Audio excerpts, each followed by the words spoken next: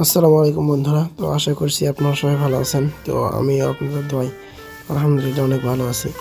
তো আজকের ভিডিওতে আমি আপনাদেরকে একটা জিনিস দেখাবো। তো আপনারা দেখতে পাচ্ছেন এখানে কিন্তু একটা গরু পশম উঠতেছে, আপনারা দেখতে পাচ্ছেন। আমি কিন্তু হাত দিয়ে নাড়িয়ে নাড়িয়ে পশম তুলতেছি।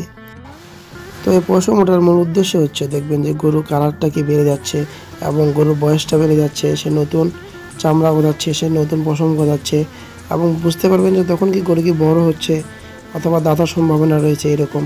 অনেকে দেখবেন খোকসার পাতা, আমাদের ভাষায় বলে খোকসার পাতা, তো আপনাদের ভাষায় কী বলেন সঠিক জানি না। খোকসা পাতা থেকে দেখবেন যে কোটাল গরুর গা ধুয়ে দিচ্ছে এবং কি ঘষে দিচ্ছে, তাহলে কিন্তু খুব তাড়াতাড়ি এগুলো উঠে যায়।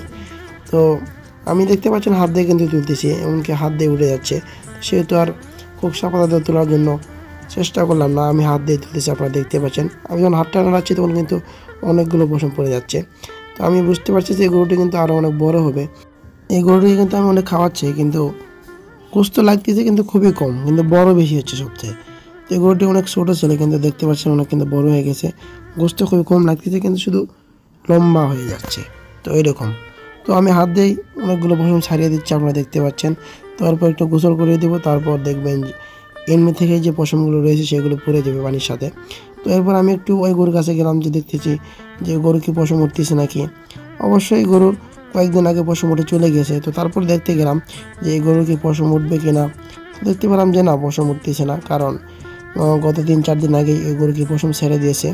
তো এখন আর উঠতেছে না, খুবই কম, 2-1টা উঠতেছে, এর বেশি না।